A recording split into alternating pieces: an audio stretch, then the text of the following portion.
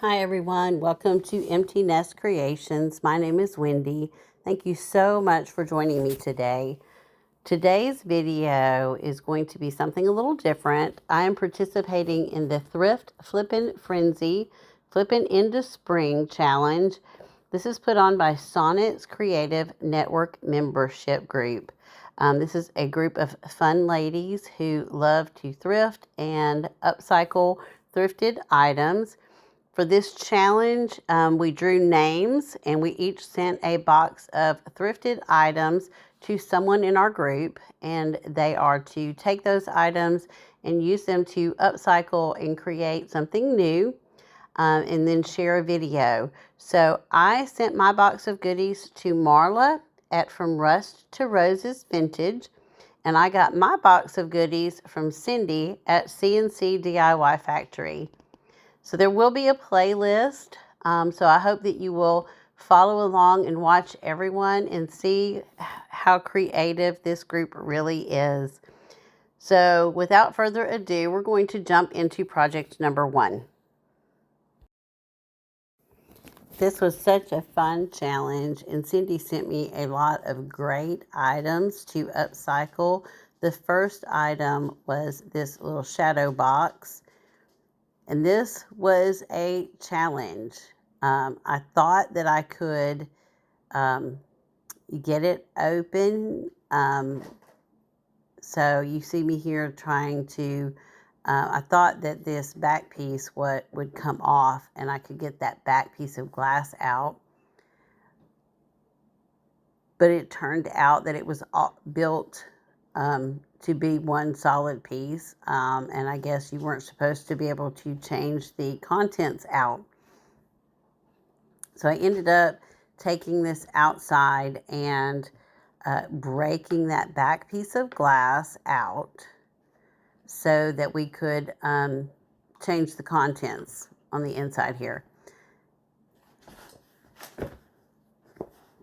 So once I had that broken out, you'll see in just a moment that I had to cut some of the wood off so that I can put a backing in and make it removable. So whoever purchases this will be able to open it up and change out the contents whenever they want to.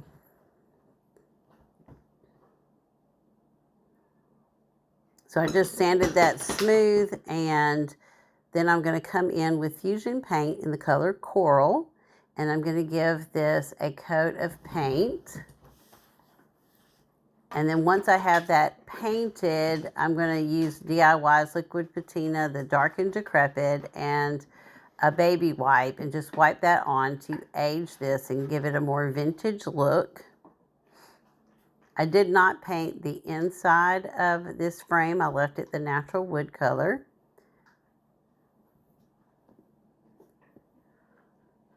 I used some heavy cardboard as the backing, and I'm going to decoupage a piece of music paper that Cindy sent to me on this back.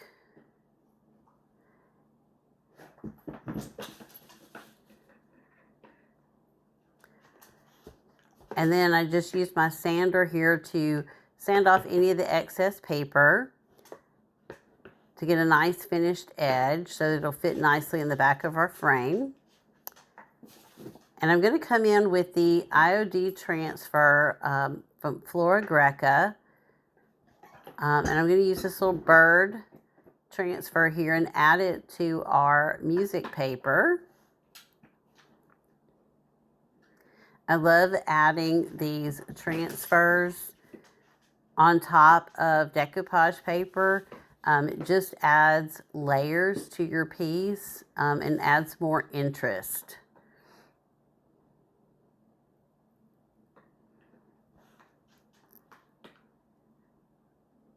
I drilled some holes in our frame, and I'm just adding in a butterfly and a bee to just take up some of that space inside that frame. I decided to move the butterfly to the side And these can be taken out and switched out for something else, or just taken out completely. When I put that backing in, I'm just going to put in some little tabs to hold it in place so that whoever purchases this can remove that backing and change it out if they want to. Let me know what you think about this one.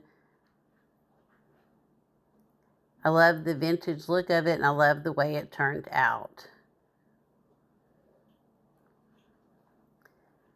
So for our next project, we had a ceramic rain boot. It was a really vibrant orange color, and I'm going to paint it with fusion paint in the color coral. I did put a primer on here. I used a slick stick to make sure that the paint adhered really well. And then we're going to use another transfer for this one. This is from By Any Other Name. And it just fits beautifully right here on the front of this boot.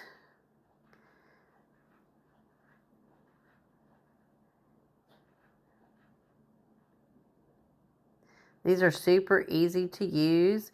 And if you would like to purchase any of the products that I'm using today, you can find these IOD products on my website, emptynestcreation.com. These boots make beautiful little floral arrangements. So here I'm added some floral foam, and I'm just adding some lavender picks to the back here.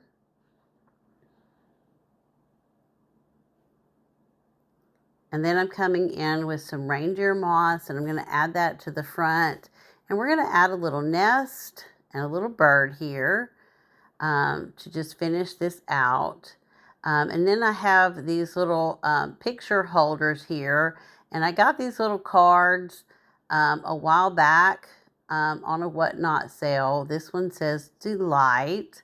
And I thought this was appropriate for spring. It's one of the most delightful times of year. So let me know what you think about this one. I love the way this one turned out, and I think it would make a great addition to a spring vignette.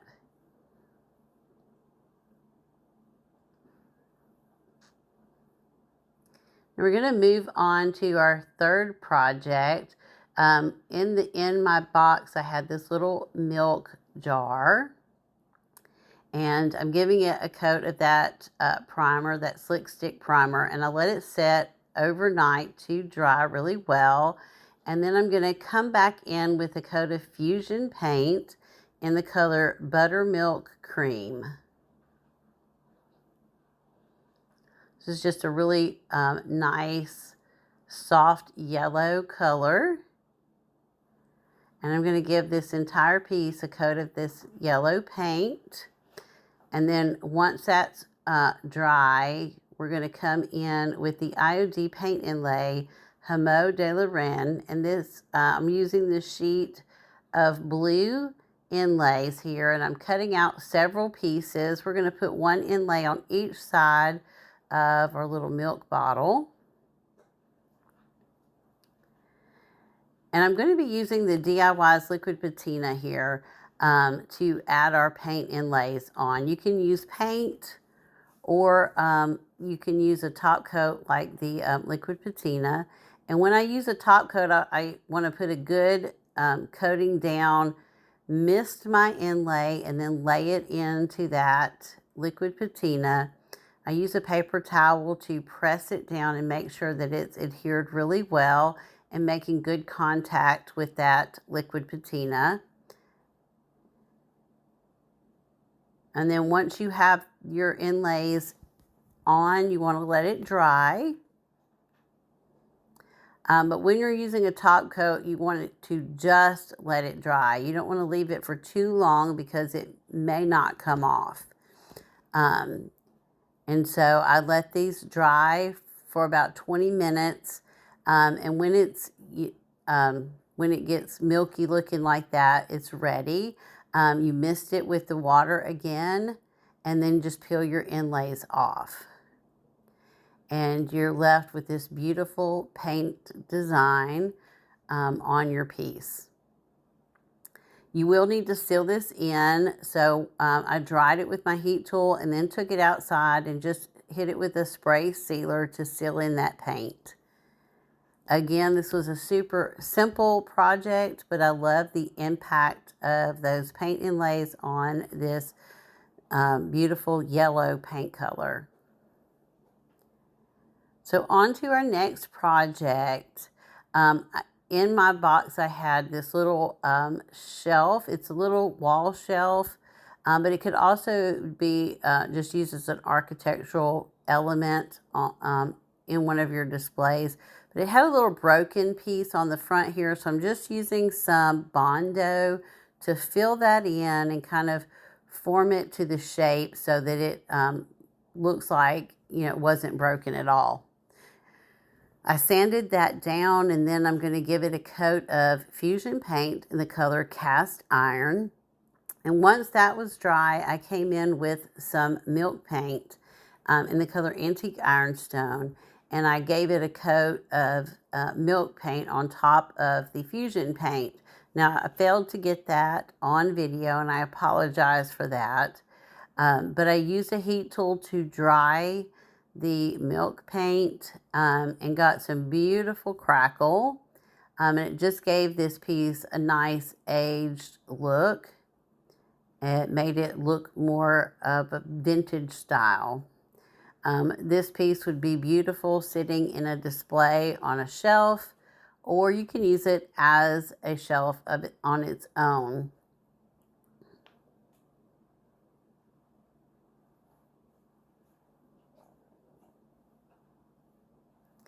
So here you see it finished, and like I said, you can put it on your display shelf, or you can hang it on your wall as a shelf and put a candle on it, or like I have, a nest.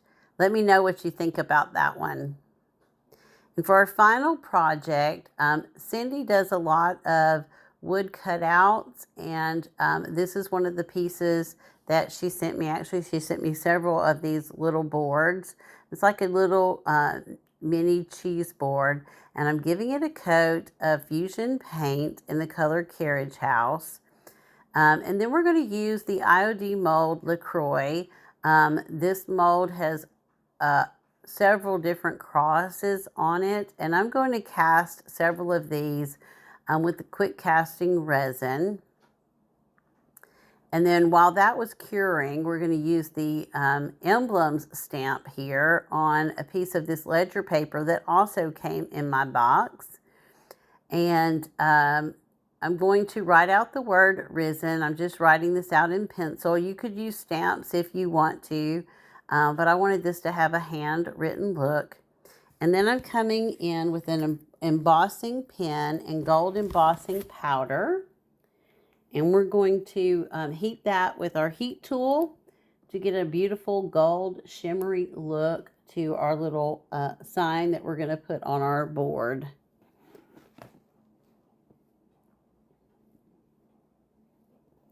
So once I had that set, we're going to just come in with some scissors and trim this really close.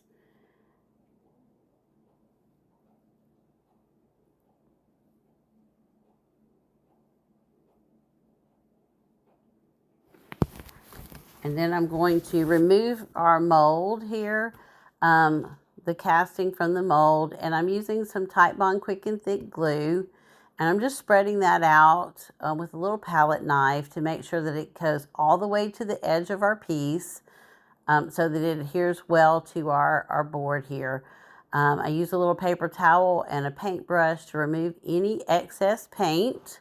It will dry clear, but you don't want it to be oozing out from under your piece, so you want to remove that. And then I'm going to come in and give this piece a coat of the paint, blending it in with the wood board. And I'm using just a small artist brush here to make sure that I get into all the little details on our cross.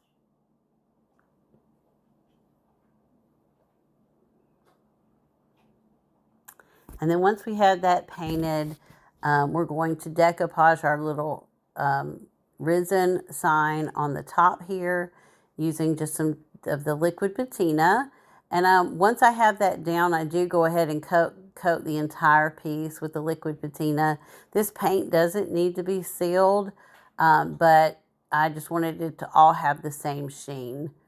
Now I'm coming in with a little bit of antique gold rub and buff to just bring out the details in that cross, and then I'm going to add some to the edges of our little board here, just to tie in the gold on the little sign there. And with that, this one will be complete as well. All of these projects today were super simple, easy little upcycles, but I think they add great impact to a vignette. Let me know what you think about these projects. This was such a fun challenge, and I hope you'll stick around and watch the other videos. These ladies are all so talented and creative, and I hope that you get a lot of inspiration today to upcycle your own items and save vintage one treasure at a time. I'll see you all in the next video.